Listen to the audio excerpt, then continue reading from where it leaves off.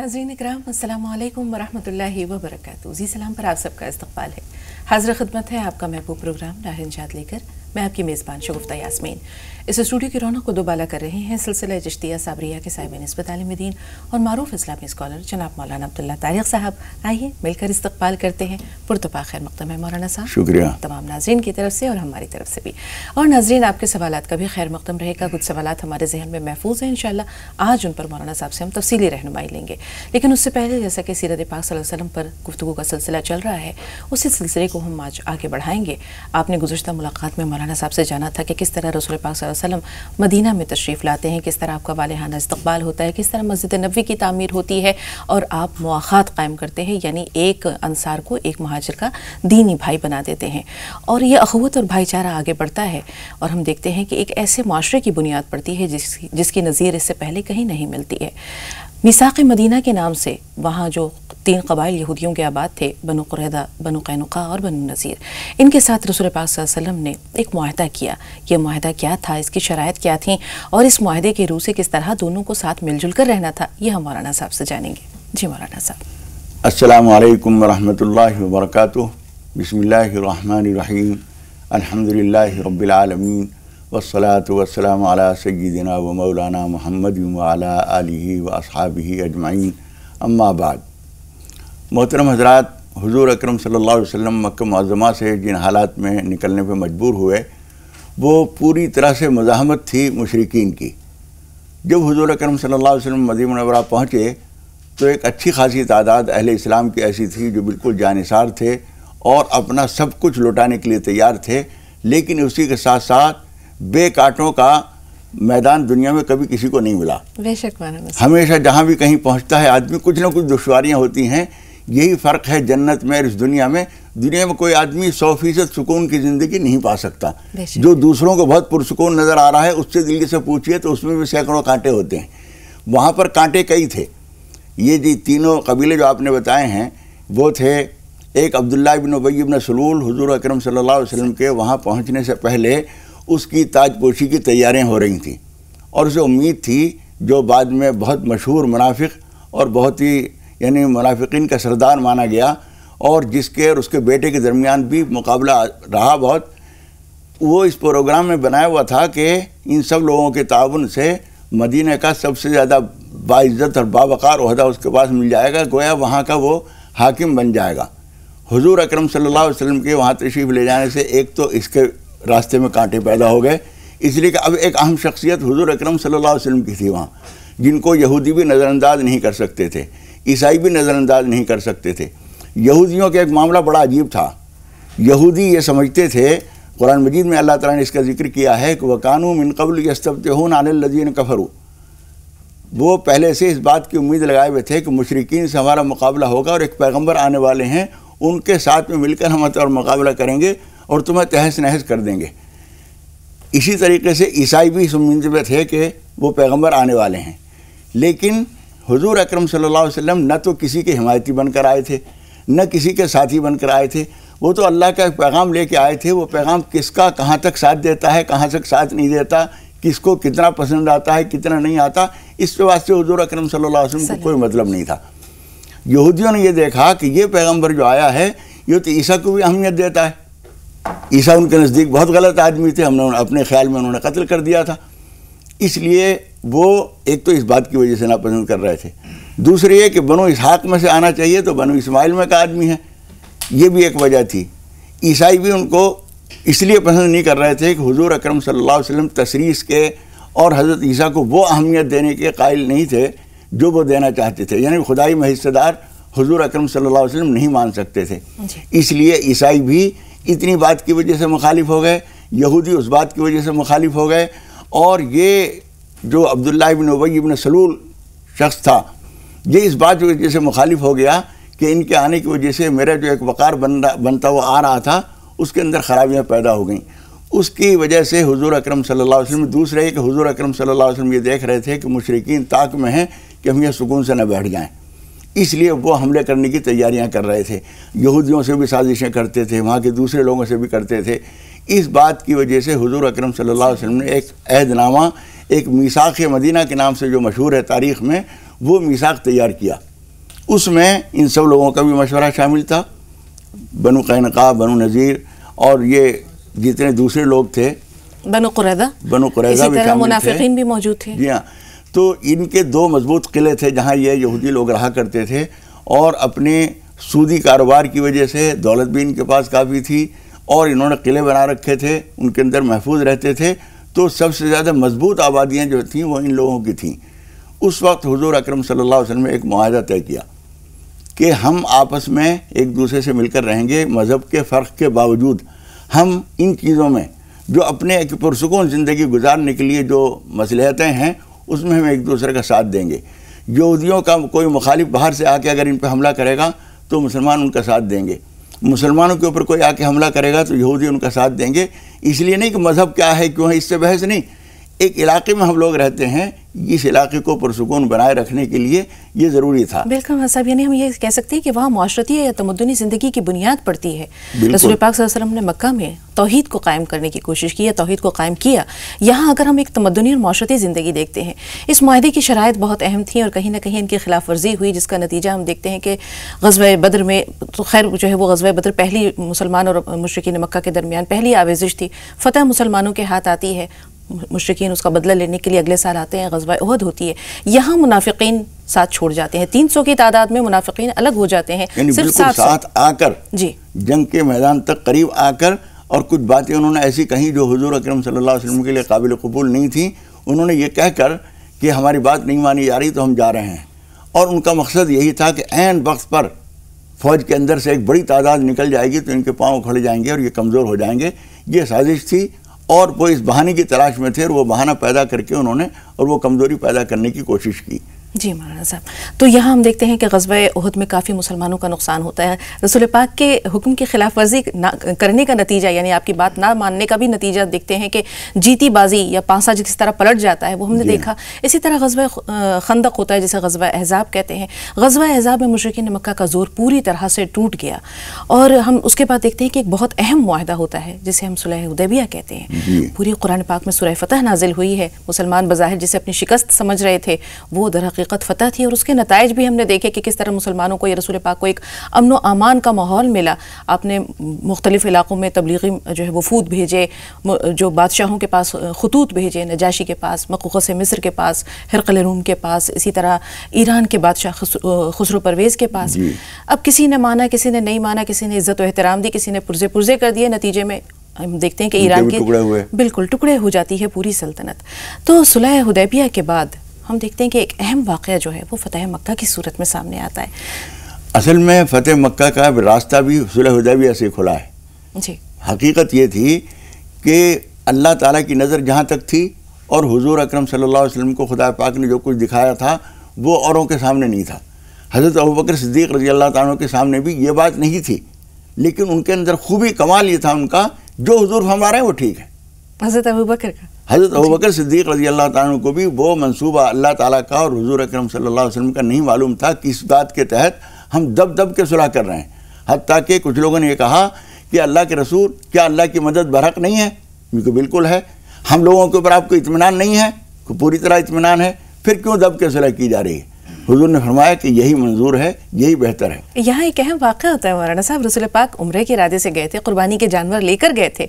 اب لوگوں نے جب دیکھا کہ وہ مشرکین مکہ نے کہا اس سال آپ ہرگز عمرہ نہیں کریں گے، مکہ میں داخل نہیں ہوں گے، آپ اگلے سال آئیں گے. تو رسول پاک صلی اللہ علیہ وسلم نے کہا کہ اب یہاں قربانی کے جانور ذبح کر دیتے ہیں، حلق کروا لیتے ہیں، احرام کھول دیتے ہیں. باقی لوگ تذبذب کی حالت میں تھے. حضرت ام سلمہ نے بڑی پیاری بات کہی. حضرت ام سلمہ رضی اللہ تعالیٰ عنہا نے اس وقت جو مشورہ دیا، میں اپنی تمام بہنوں اور تمام بچیوں کو ایک مشورہ دیتا ہوں کہ اس طرح سے ہی سارے معاملات میں گہرائی سے سوچنا چاہیے، اپنے دل و دماغ کو پوری طرح استعمال کرنا چاہیے.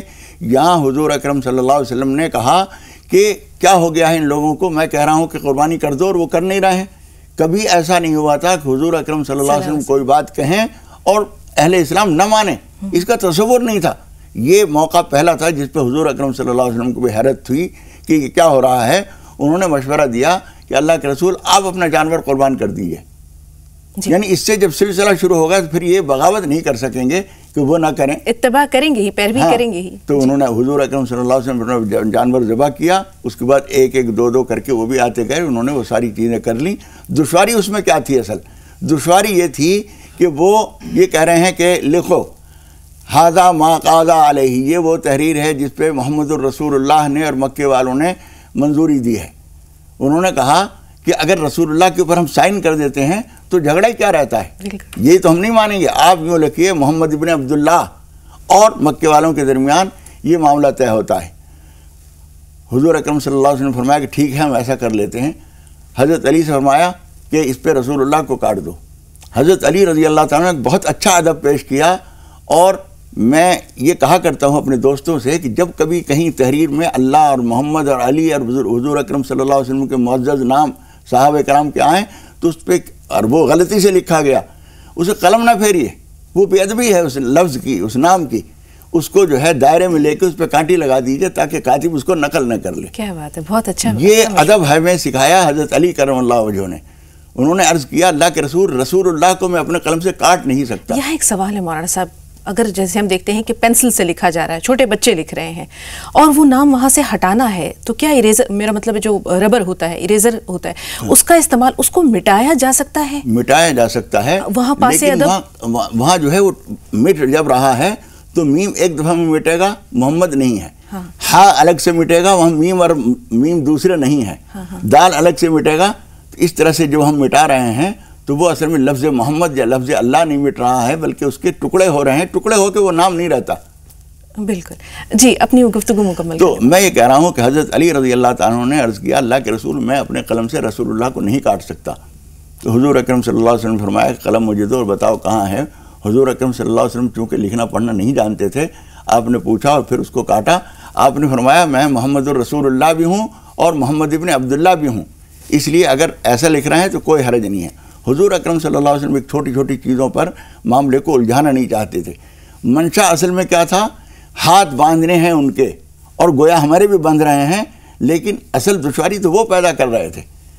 حضور اکرم صلی اللہ علیہ وسلم کو جب سورہ فتح نازل ہوئی، حضرت عمر رضی اللہ تعالیٰ نے بالکل اس کے حق میں نہیں تھے کہ معاہدہ کیا جائے۔ ان سے کہا انہوں نے تلوار ہمارے ہاتھ میں ہے، تلوار فیصلہ کرے گی جنگ کا، یہ کیسے کہہ سکتے ہیں کہ یہ لکھو اور یہ نہ لکھو، یہ کیوں انہوں نے کہنے والے؟ اس کے علاوہ شرائط ہم دیکھتے ہیں کہ بالکل برعکس تھی، مسلمانوں کو وہ کے موافق نہیں تھی، ہر چیز میں دبایا گیا تھا۔ جی، تمہارا آدمی کوئی اگر مرتد ہو کر اسلام چھوڑ کر ہمارے پاس آئے گا تو ہم نہیں دیں گے، ہمارا کوئی آدمی مسلمان ہو کے تمہارے پاس آ جائے گا تو تمہیں دینا پڑے گا۔ اس پہ سب سے زیادہ اڑے صحابہ کرام، یہ کیوں؟ یا تو تم بھی نہیں دو یا ہم بھی نہیں دیں، یا تو ہم بھی دیں تو تم بھی دو۔ حضور اکرم صلی اللہ علیہ وسلم فرمائے نہیں کر لو۔ حضور جانتے تھے کوئی آدمی اگر اسلام سمجھ کے قبول کر لے گا، مرتے دم مر جائے گا لیکن وہ چھوڑے گا نہیں، تو یہ لکھنے کی ضرورت ہی نہیں ہے۔ بالکل صاحب، آگے ہم دیکھتے ہیں فتح مکہ کا واقعہ 8 ہجری میں تقریباً رسول پاک صلی اللہ علیہ وسلم آتے ہیں وہاں، 10,000 کے ساتھ لشکر جو ہے یا مسلمانوں کی ایک بڑی تعداد ہے رسول پاک صلی اللہ علیہ وسلم کے پاس، اور لوگوں کو کانو کان خبر نہیں کہ وہ کس مقصد سے اور کہاں جا رہے ہیں، کس طرح ان کا مکہ معظمہ میں داخلہ ہوتا ہے۔ وہ منظر بھی بڑا عجیب ہے۔ حضور اکرم صلی اللہ علیہ وسلم تشریف لا رہے ہیں، حضور اکرم صلی اللہ علیہ وسلم نے فرمایا حضرت عباس کو، یہ ابو طالب کے دوست تھے جاہلیت کے دور میں بھی اور بعد میں وہ تعلق برقرار رہا، یہ اسلام میں تھے وہ کفر میں تھے، اور کفر کا بھی ایسا جو پورا منصوبہ بندی ساری جو ہے وہی کرتے تھے، لیکن اس کے باوجود وہ تعلق تھا۔ حضور اکرم صلی اللہ علیہ وسلم نے فرمایا حضرت عباس سے کہ تم ان کو ابو سفیان کو لے کر کسی اونچی جگہ پہ کھڑے ہو جاؤ جہاں سے سارے قافلے آتے ہوئے نظر آئیں، جو حضور اکرم صلی اللہ علیہ وسلم کے ساتھ آ رہے تھے، جو اسلام قبول کر چکے تھے، وہ ان کو لے کر اور وہ منظر دکھانے کے لیے ایک پہاڑی کے حصے پر پہنچے۔ وہاں سے دیکھا انہوں نے ایک قافلہ آ رہا ہے، ان کے ہاتھ میں جھنڈا ہے اور نعرے لگاتے آ رہے ہیں۔ انہوں نے کہا یہ کون لوگ ہیں؟ ابو سفیان نے پوچھا یہ کون لوگ ہیں؟ انہوں نے کہا یہ فلاں قبیلہ ہے۔ کہا اچھا یہ بھی مسلمان ہو گیا؟ کہاں؟ اس کے بعد پھر ایک اور قافلہ آ رہا ہے، بہت بڑی تعداد ہے، ان کے ہاتھ میں بھی جھنڈا ہے اور وہ بھی نعرے لگاتے آ رہے ہیں اسلام کے اور کعبۃ اللہ کی عظمت کے اور ساری چیزوں کے۔ انہوں نے کہا یہ کون لوگ ہیں؟ انہوں نے کہا یہ فلاں قبیلہ ہے۔ اچھا یہ بھی مسلمان ہو گیا؟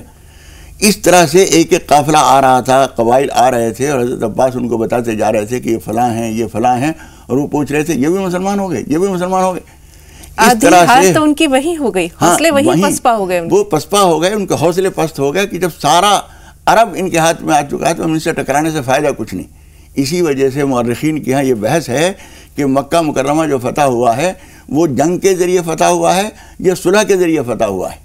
حضرت خالد بن ولید رضی اللہ تعالیٰ عنہ جدھر سے اپنا قافلہ لے کر آ رہے تھے ادھر کچھ تھوڑی بہت جھڑپ ہوئی اور 2 صرف اہل اسلام اور 8-10 کچھ دوسرے لوگ کام آئے، باقی کوئی جھگڑا نہیں ہوا۔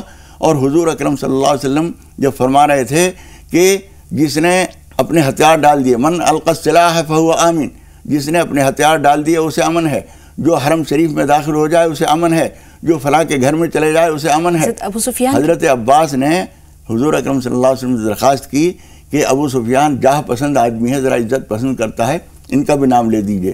تو حضور اکرم صلی اللہ علیہ وسلم نے یہ بھی اعلان فرمایا، من دخل دار ابی سفیان فهو آمن، جو ابو سفیان کے گھر میں گھس جائے اسے بھی امن ہے۔ تو لوگ اتنی بڑی تعداد کے میں اس کے گھر میں ان کے گھسے کہ اس سے ٹکرا کے ان کی چوکھٹ گر گئی، دروازہ گر گیا، لیکن انہیں اس کا غم نہیں تھا، انہیں یہ اعزاز نظر آ رہا تھا کہ میں یہ کل کہہ سکوں گا کہ محمد کی تلوار سے نہ بچتے اگر تم میرے گھر میں نہ گھس گئے ہوتے۔ بالکل ماں صاحب، اور بنا کوئی خون کا قطرہ بہائے کس طرح ایک رسول پاک صلی اللہ علیہ وسلم فاتح کی حیثیت سے اس شہر میں داخل ہوتے ہیں جہاں سے انہیں کس طرح سازشوں کے ذریعے نکالا گیا تھا۔ تو ایسی بھی مثال ہم دیکھتے ہیں کہ تاریخ میں نہیں ملتی ہے کہ ایک فاتح اس حیثیت سے داخل ہو رہا ہے جہاں وہ حد درجہ عاجزی ان کے ساری کا پیکر بنا ہوا ہے۔ وہ منظر بتا دوں جو حضور اکرم صلی اللہ علیہ وسلم اسی منظر کی طرف مکے میں تشریف لا رہے ہیں، چونکہ اللہ کا گھر ہے، وہ پوری دنیا میں ان اول بیت وضع للناس للذی ببکۃ مبارکا وہدی للعالمین، اللہ رب العالمین کا سب سے پہلا گھر ہے۔ اس کے بعد تو ساری مسجدیں بیوت اللہ فی الارض کہلاتی ہیں، لیکن سب سے پہلا اور سب سے باعظمت گھر جو جس کو فتح کیا ہے اللہ کے ایک بندے نے، یہ حضور اکرم صلی اللہ علیہ وسلم یہ نہیں چاہتے تھے کہ اللہ کے گھر کو فتح کر کے میں فاتحانہ داخل ہوں، یہ ادب کے خلاف تھا، کعبۃ اللہ کی حرمت کے خلاف تھی یہ بات کہ حضور اکرم صلی اللہ علیہ وسلم وہاں فاتحانہ داخل ہوں۔ اس لیے فاتح تو ہیں لیکن اس طرح سے فاتح ہیں کہ اللہ کے دشمنوں کے اوپر تو فتح ہے، لیکن اللہ کے گھر کے سامنے اس طرح جھکے ہوئے جا رہے ہیں کہ تاریخ میں یہ آتا ہے کہ حضور اکرم صلی اللہ علیہ وسلم اپنی اونٹنی کے اوپر اس طرح سر جھکائے ہوئے تھے کعبۃ اللہ کی طرف بڑھتے ہوئے کہ آپ کی ٹھوڑی جھکتے جھکتے کجاوے کے سامنے کی لکڑی سے ٹکرا رہی تھی، اور بار بار حضور اکرم صلی اللہ علیہ وسلم کی زبان پر جو الفاظ تھے وہ بڑے عجیب تھے۔ حضور اکرم صلی اللہ علیہ وسلم بار بار کہتے جا رہے تھے کہ لا الہ الا اللہ وحدہ انجز وعدہ ونصر عبدہ وہزم الاحزاب وحدہ، اللہ کے سوا کوئی معبود نہیں، وہ اکیلا ہے، اسی نے تمام لشکروں کو شکست دی ہے اور اپنے بندے کی مدد کی ہے۔ میں نے لشکروں کو شکست نہیں دی ہے، لشکروں کی شکست اس نے دی، میں اس کا بندہ ہوں، اس نے میری مدد کی۔ بالکل سب موقع ملا انشاءاللہ تو پھر ہم بات کو آگے لے چلیں گے۔ 2 کالرز کافی دیر سے منتظر ہیں، بات کر لیں ان سے۔ تبسم صاحبہ آپ کا استقبال ہے، فرمائیے سوال کیا ہے؟ تبسم صاحبہ سن پا رہی ہیں؟ ایسا لگتا ہے انتظار نہیں کر سکیں۔ سلیم بھائی آپ بتائیے سوال کیا ہے؟ السلام علیکم۔ وعلیکم السلام۔ یہ جب میں پوچھا تھا پرسوں بالکل آپ فجر کی نماز کے بارے میں بتا رہے تھے، اگر میں جماعت کھڑی ہو گئی مسجد میں پہنچا اور پہلے سنت پڑھے یا پہلے جماعت پوری کرنا ہے؟ ٹھیک ہے بھائی، اس کے علاوہ کوئی سوال ہے؟ ہاں، دوسرا میرا یہ کہنا تھا کہ میری ایک بچی ہے شائستہ بانو، 10 سال کی عمر ہے اس کی، تو 2 سال پہلے اس نے اپنی آنکھ میں چوٹ لگا لی تھی جی، اس کے لیے میں آپ سے دعا کی گزارش ہے اور تمام ناظرین سے بھی میری دعا کی گزارش ہے۔ ضرور کریں گے انشاءاللہ، مولانا صاحب بھی اور باقی ناظرین بھی دعاؤں میں جو ہے آپ کی بچی کو شامل رکھیں گے۔ یہاں ایک چھوٹا سا بریک لے رہے ہیں، بہت جلد حاضر ہوئے۔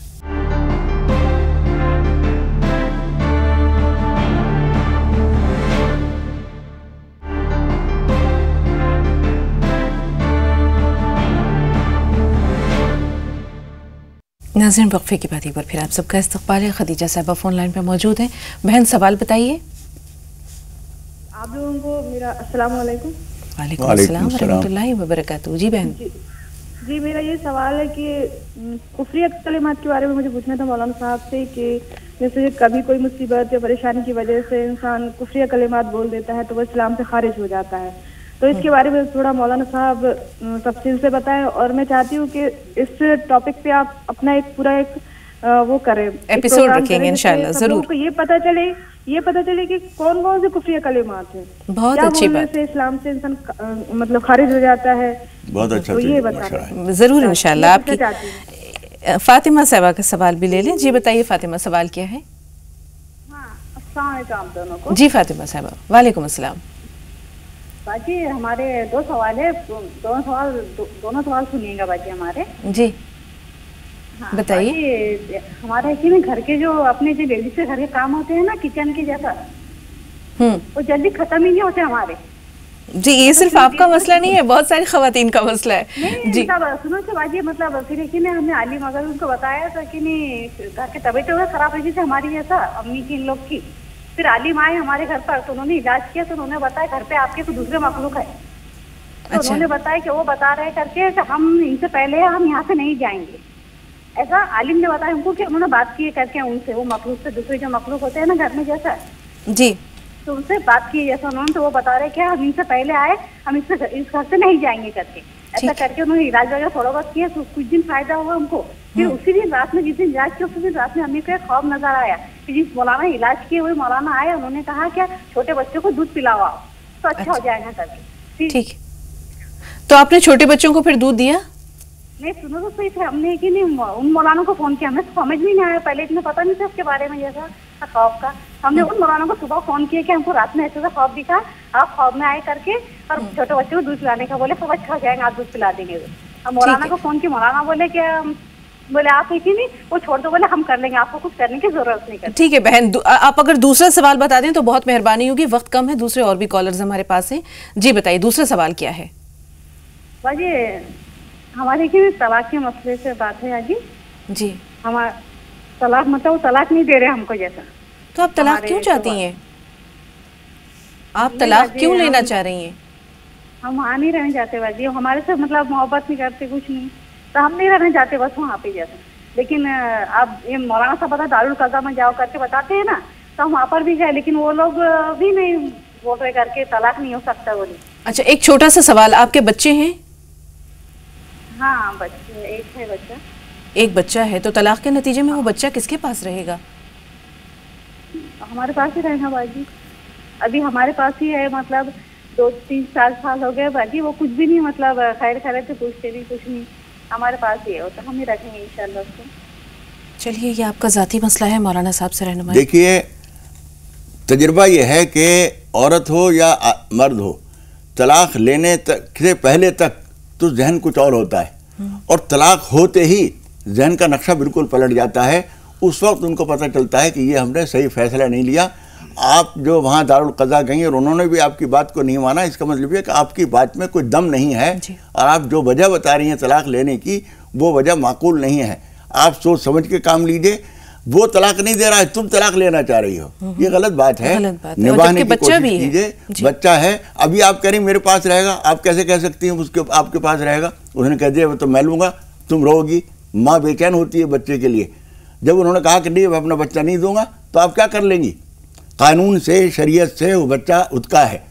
اس نے اگر کہا کہ میں اپنے پاس رکھوں گا تو آپ کے پاس کوئی طاقت نہیں ہے کہ اس کو لے سکے, پھر آپ روئیں گی. ان کے پاس بھی کچھ نہیں رہے گا, کس کے سہارے زندگی گزارو گی؟ اس لیے نادانی کے فیصلے نہ کرو. مولانا صاحب جو انہوں نے خواب دیکھا دوسری مخلوق کا گھر میں, وہ کیا چیز ہے؟ دیکھیے ان حضرات نے آنے والے صاحب نے کیا دیکھا کیا نہیں دیکھا اس کے بارے میں مجھے تفصیل میں نہیں جانا, لیکن اچھا یہ ہے کہ آپ کچھ تھوڑا سا دودھ لے کے پڑوس کے رشتہ داروں کے آس پاس کے بچوں کو دودھ دے دیجئے, وہ آپ کے لیے اچھا رہے گا. جی جگنو صاحبہ کا سوال لے لیں, لیکن جواب انشاءاللہ پہلے کالر جو ہیں ہمارے پاس ان کے سوالات ان پر مولانا صاحب سے رہنمائی لیں گے. بتائیے جگنو صاحبہ سوال کیا ہے؟ جی بتائیے.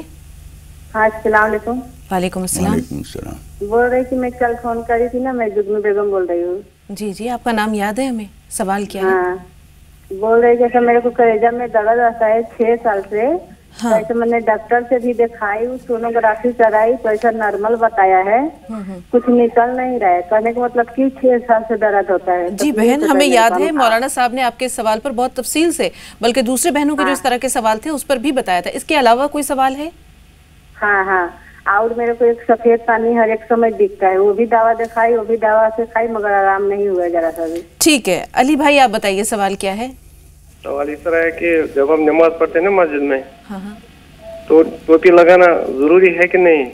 ٹھیک ہے وہاں صاحب بہت مختصر سا سوال ہے, مختصر سا جواب. مختصر سی بات یہ ہے کہ ادب کا تقاضا یہ ہے کہ ٹوپی کے ساتھ پڑھی جائے. بغیر ٹوپی کے بھی کسی مجبوری میں اگر پڑھ رہے ہیں تو کوئی گناہ نہیں ہے, نماز بہرحال ہو جائے گی. مجبوری میں پڑھ رہے ہوں یا ٹوپی ہوتے ہوئے بھی نہیں لگا رہے ہیں آپ تو نماز تو ہو جائے گی. لیکن حضور اکرم صلی اللہ علیہ وسلم سے ہمیشہ ٹوپی اور عمامے کے ساتھ نماز پڑھنا ثابت ہے.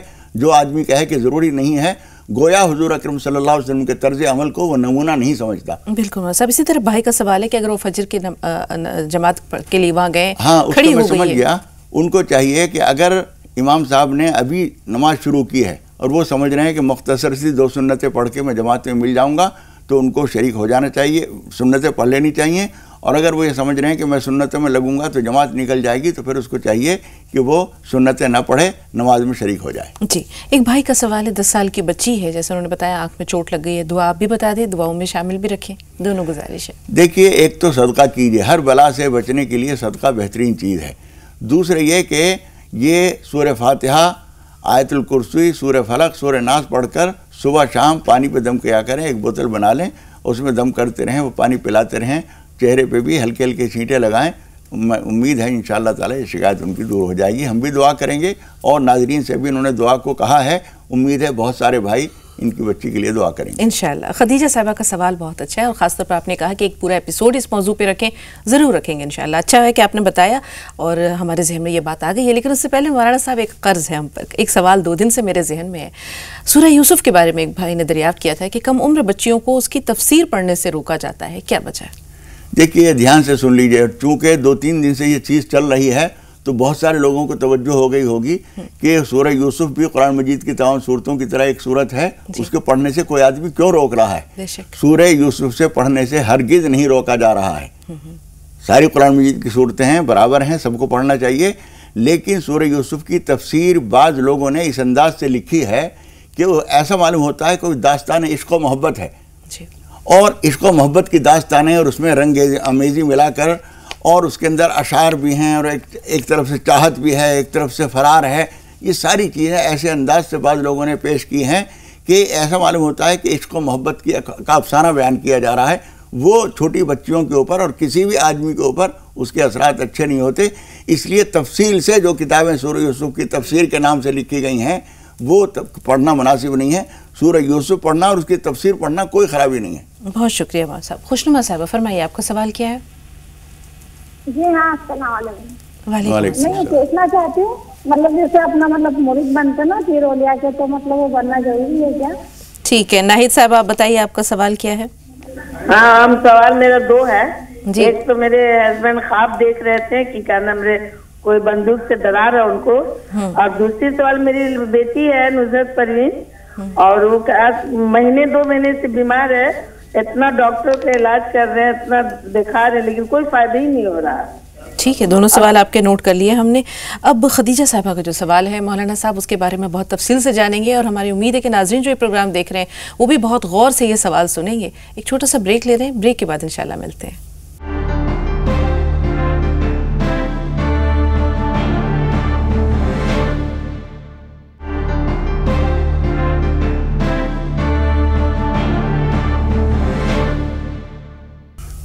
नाज़रीन, वक्फे के बाद एक बार फिर आप सबका इस्तकबाल है। खदीजा साहबा का सवाल, मौलाना साहब की रहनुमाई। जी मौलाना साहब, कुफ्रिया कलिमात के बारे में, दायरा इस्लाम से खारिज हो जाता है। ये बात बहुत अहम है, सब लोगों को सुन लेना चाहिए कि कुछ अल्फाज ऐसे होते हैं कि उनकी वजह से आदमी दायरा इस्लाम से खारिज हो जाने का शुबा रहता है, अंदेशा रहता है। मिसाल के तौर पर एक आदमी नमाज नहीं पढ़ रहा है और उसको हम कह रहे हैं नमाज पढ़ो, वो नमाज तो नहीं पढ़ रहा है, लेकिन वो कह रहा है हाँ पढ़ लूँगा, और ये कहते कहते उसने टाइम गुजार दिया और वक्त क़ज़ा हो गया। ये गुनाहगार तो है लेकिन इस्लाम से खारिज नहीं है। लेकिन किसी ने कहा कि नमाज़ पढ़ लो और नौज़ बिल्लाह उसने कह दिया मैं नहीं पढ़ता नमाज। किसी ने कहा रोज़ा रख लो, क्योंकि रोज़ा रखे हमारे दुश्मन, फाका करें वो जिनको पास खाने को नहीं, हमारे पास खाने को हम रोज़ा नहीं रखते, हम नहीं करते, हज वज हम नहीं करते, नौज़ बिल्लाह। अगर ऐसा कह दिया तो ये कलमा कुफ्र है। किसी चीज़ का इनकार करना दूसरी चीज़ है और उससे गफलत बरतना दूसरी चीज़ है। गफलत बरतना गुनाह है, इनकार करना जो है कुफ्र है।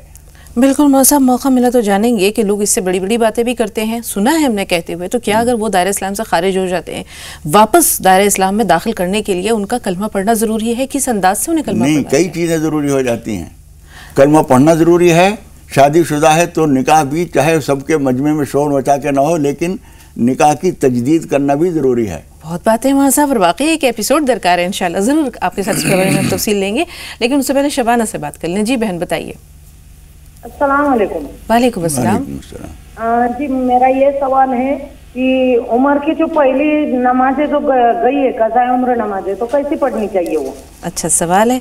इसके अलावा कोई सवाल और भी है? नहीं यही सवाल है, लेकिन उसकी नियत वगैरह कैसी करनी चाहिए सब बताएंगे मौलाना साहब, थोड़ा सा इंतजार, नाजिया से बात कर लें। जी बताइए बहन।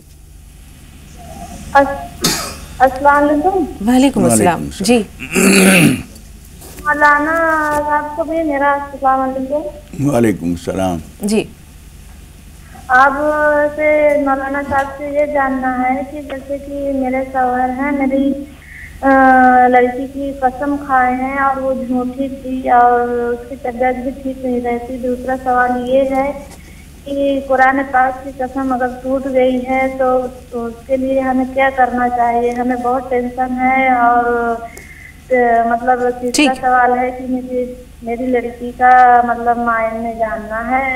मैं नवीस नाम क्या है? मैं नवीस। मौलाना साहब नाम पहुंचा आप तक? बेतु का नाम है क्या? महविश अगर है तो कुछ समझ में आया, इसके अलावा तो कुछ समझ में नहीं आया। बहरहाल थोड़ा सा इंतजार।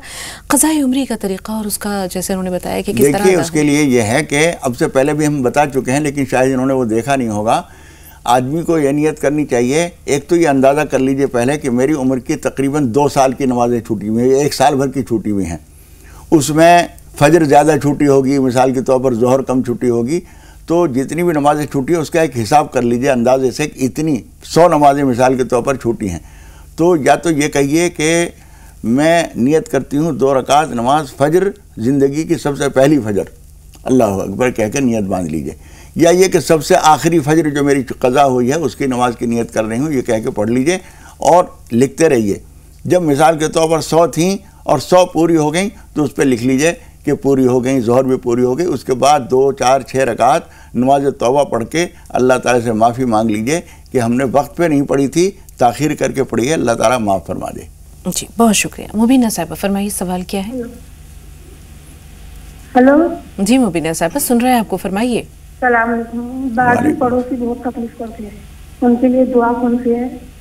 बहन एक बात बताएं, ताली कभी भी एक हाथ से नहीं बजती। आपके पड़ोसी आपको क्यों सताते हैं? हम कुछ भी नहीं करते, खाली जल के करते हैं। बहुत मासूमाना अंदाज़ है वैसे, वो जलन के मारे ऐसा करते हैं, क्यों होता है?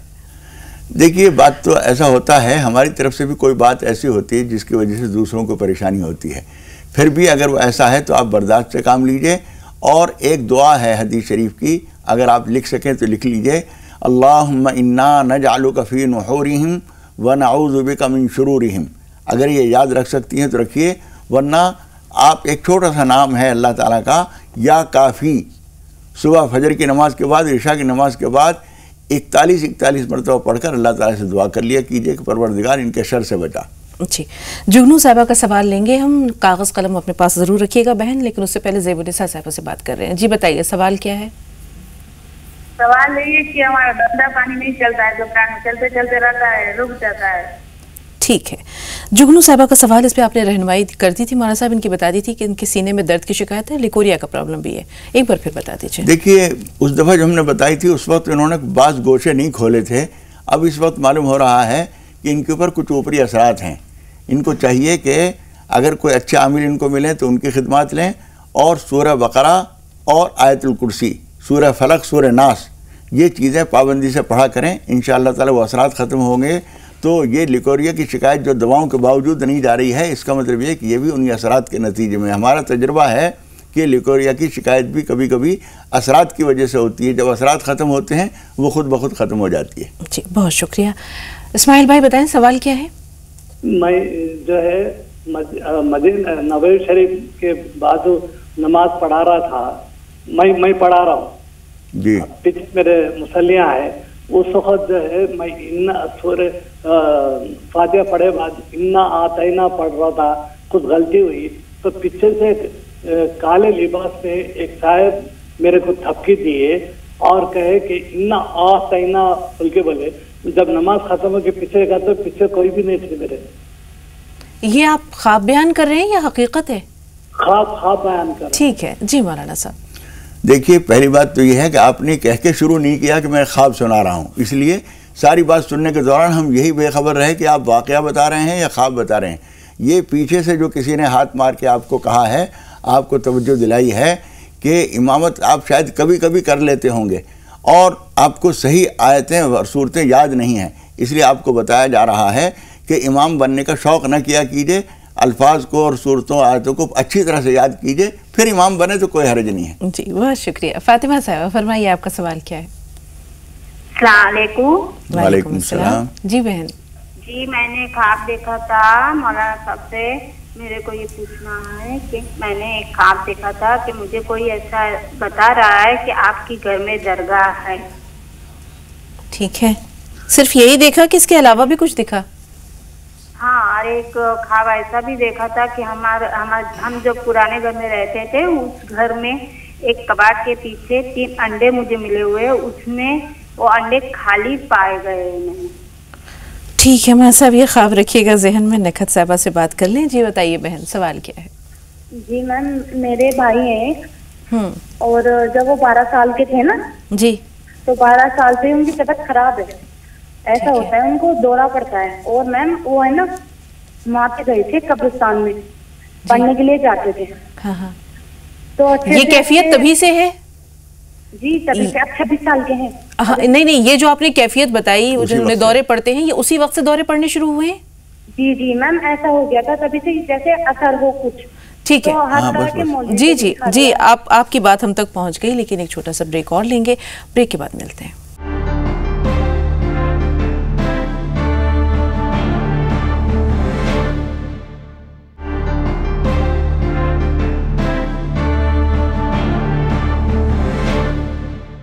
ناظرین، بریک کے بعد ایک بار پھر آپ سب کا استقبال ہے۔ آئیے سوالات کے سلسلے کو آگے بڑھاتے ہیں۔ مولانا صاحب، ایک چھوٹا سا سوال یہ ہے، بہت اہم سوال ہے، کہ بچی کی جھوٹی قسم اگر والد نے کھا لی ہے۔ دیکھیے، جھوٹی قسم کے دو طرح سے ہوتی ہے۔ ایک تو یہ کہ ہم نے یہ کہا کہ میں یہ کام نہیں کروں گا، جی، اور پھر ہم نے وہ کام کر لیا، اس کا تو کفارہ ہوتا ہے۔ لیکن کسی نے کہا کہ قرآن مجید کی قسم میں نے یہ چیز نہیں لی تھی، حالانکہ اس نے لی ہے، اس کا کوئی کفارہ نہیں ہے، تو ایسا جرم ہے جس کی جتنی سزا ہو کم ہے، اس لیے کہ سرے سے جھوٹ ہے۔ بچی بھی اس وجہ سے بیمار ہے، وہ ان کو بار بار اللہ تعالیٰ سے معافی مانگنی چاہیے۔ قرآن مجید کی قسم کھائی ہے جھوٹی تب بھی، اور بیٹی کے کھائی ہے تب بھی، بار بار نماز توبہ پڑھو، اللہ سے معافی مانگو، سجدے میں سر رکھ رکھ کے رو کے معافی مانگو، اس کے بعد ہی بچی کی طبیعت بھی ٹھیک ہوگی اور گناہ بھی انشاءاللہ معاف ہوگا۔ اسی طرح قرآن کی جھوٹی قسم اٹھا، دونوں بات کہہ رہا ہوں میں۔ جی مولانا صاحب، اب مہوش کا مطلب بتا دیجیے۔ مہوش جو ہے وہ چاند جیسی خوبصورت کے معنی میں۔ خواب میں شوہر کو دیکھا، شوہر نے خواب میں دیکھا کہ کوئی شخص بندوق سے انہیں ڈرا رہا ہے، تعبیر کیا ہو سکتی؟ اس کا مطلب یہ ہے کہ ان سے کوئی غلطی ہو رہی ہے، ان کو دھیان کر لینا چاہیے اور اللہ تعالیٰ سے پناہ مانگے اور اپنی زندگی پہ نظر ڈالیں، کوئی غلط تو نہیں کر رہے ہیں وہ۔ جی، بچی بیمار ہے، نزہت نام ہے اس بچی کا، وہ بچی بیمار ہے۔ بچی بیمار ہے، کچھ اور تفصیل بھی انہوں نے بیان کی نہیں کی، بچی بیمار ہے، اللہ تعالیٰ اس کو شفا دے، اس کے لیے یہی کریں وہ، ربی انی مسنی الضر وانت ارحم الراحمین، یہ دعا کیا کریں نمازوں کے بعد، ہر نماز کے بعد 21 مرتبہ پڑھ کے دعا کر لیں۔ جی، اب 12 سال کی عمر میں بھائی جو ہے وہ قبرستان گئے تھے، تب سے کچھ اثرات ہیں؟ ایک ضروری بات میں کہنا چاہتا ہوں، حالانکہ وقت تنگ ہے، بہت سارے بھائی، ہماری بہنیں، بھائی کتابوں میں دیکھتے ہیں فلاں چیز اتنی دفعہ پڑھ لی جائے، قبرستان میں کسی پرانی قبر کے پاس بیٹھ کے یہ وظیفہ پڑھا جائے تو جن قابو میں آ جائے گا، یہ ہو جائے گا، اور وہ سوچتے ہیں اس سے اچھی کیا بات ہے، جن قابو میں آ جائے گا، جو چاہیں گے کام کرا لیں گے۔ وہ بغیر کسی کی نگرانی کے، بغیر کسی کے مشورے کے وہ قدم اٹھا دیتے ہیں۔ وہ چیز کچھ نہ کچھ انہیں آتی ہے، لیکن اس کو باندھنا نہیں آتا انہیں۔ آپ نے بھینس تو خرید لی، لیکن اس کا رسہ نہیں ہے، اس کا کھوٹا نہیں ہے، تو وہ بھینس کہاں تمہارے گھر میں پریشان کرے گی؟ اس لیے ایسا کام کبھی نہیں کرنا چاہیے، اور جو انہوں نے کر لیا ہے ان کو چاہیے کہ وہ آیت الکرسی اور سورہ بقرہ یہ چیزیں پڑھ کر اور اللہ تعالیٰ سے معافی مانگیں، نماز توبہ پڑھیں، اور یہ کہیں کہ پروردگار جو چیز بھی میرے پاس میری بے احتیاطی کی وجہ سے آ گئی ہے، میں اسے تیری پناہ چاہتا ہوں، اسے دور کر دے اور مجھے اپنی مدد عطا فرما۔ جی، ہمارے پاس سوالات اور بھی ہیں، لیکن ادیبہ رخسانہ فون لائن پہ موجود ہیں۔ بتائیے ادیبہ صاحبہ، پہلے آپ سے مخاطب ہیں، سوال کیا ہے؟ ہلو، السلام علیکم مولانا کو، آپ کو وعلیکم السلام۔ جی عظیمہ صاحبہ۔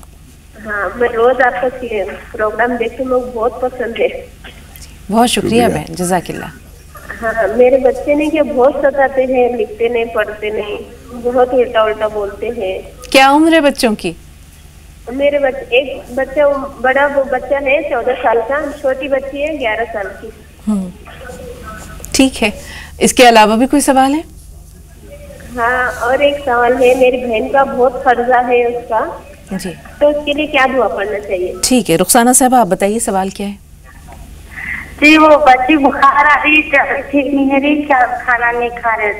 ठीक है, अल्लाह ताला परेशानियों को दूर करे। इससे पहले एक सवाल ज़ेबुन्निसा साहिबा का है मौलाना साहब, काम में रुकावट है, काम चल नहीं रहा, कारोबार नहीं चल रहा। देखिए, काम में जब रुकावटें हों तो नमाज तौबा पढ़िए बार बार, और अल्लाह ताला से कोई वादा किया है आपने तो उसको याद कीजिए, उसे पूरा कीजिए।